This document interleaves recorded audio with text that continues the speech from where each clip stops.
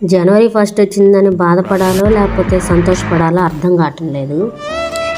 ఏమైందంటే ఇక్కడ ఈ మోనార్క్ సీతాకోకచిలుకలు అనేవి అంతరించిపోయే ప్రమాదంలో ఉన్నాయి. అయితే వీటి గురించి మనం తెలుసుకుందాం. అన్ని కీటకాల్లో కల్లా మన మనసుని ఆకట్టుకునే కీటకాలు ఏవి? అవేనండి సీతాకోకచిలుకలు. ఇవి లెప్టోప్టెరా క్రమానికి చెందినవి.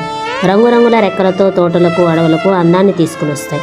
పెరుగుతున్న ఉష్ణోగ్రత వల్ల సీతాకోకచిలుకలు అందాన్ని కోల్పోతున్నాయి. మన శాస్త్రవేత్తలు సుమారు 20,000 జాతుల సీతాకోకలు ఉన్నట్లు గుర్తించారు.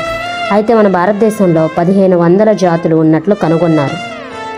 పర్యావరణ సమతుల్యతలో సీతాకోకచిలుకలు ముఖ్యమైన పాత్ర పోషిస్తాయి. ఇవి పరాగ సంపర్కంలో సహాయపడతాయి. వీటి ఉనికి ఆ ప్రాంతంలో పర్యావరణ ఆరోగ్యాన్ని సూచిస్తుంది.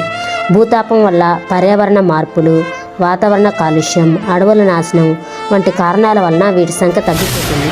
వీటి సంరక్షణకు ప్రత్యేక శ్రద్ధ చూపించడం ఎంతో ముఖ్యంగా ఈ మోనార్క్ సీతాకోకచిలుకలు అంతరించిపోయే ప్రమాదంలో ఉన్నాయి. వాటి మనుగడకు వాతావరణ మార్పులే ప్రధాన కారణం. ఆంధ్రప్రదేశ్ మరియు తెలంగాణ వంటి రాష్ట్రాల్లో వీటి ఉనికి ప్రమాదంలో ఉన్నట్లు పరిశోధనలు వెల్లడించాయి.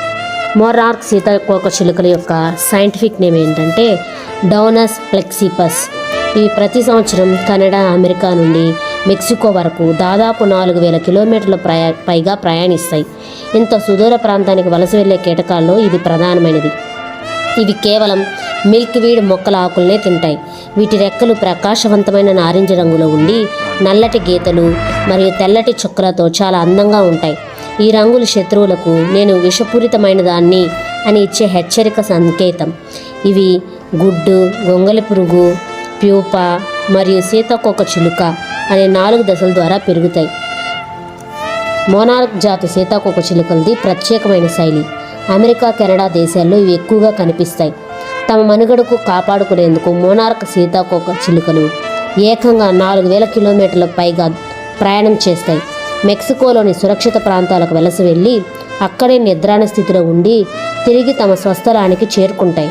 ఈ సీతాకోకచిలుకలు రెక్కలు విప్పితే 10 సెంటీమీటర్ల వెడల్పు ఉంటాయి. వాతావరణ మార్పులు సంభవించగానే మోనార్క్లు దాదాపు 3,000 మైళ్ళ దూరం ప్రయాణించి మెక్సికో చేరుకుంటాయి. ఆ ప్రదేశాన్ని మునిపెన్నడూ చూడకపోయినా అవి విచిత్రంగా ఏటా అక్కడికే వెళ్తాయి.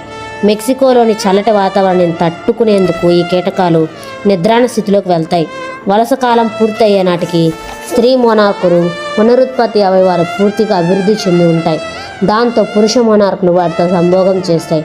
నిజానికి మెక్సికో వాతావరణం కూడా మోనార్కుల జీవన విధానానికి అనువుగా ఉంటుంది. ఎత్తైన దేవదారు వృక్షాలు సీతాకోకచిలుకలు గుంపులుగా ఉండడానికి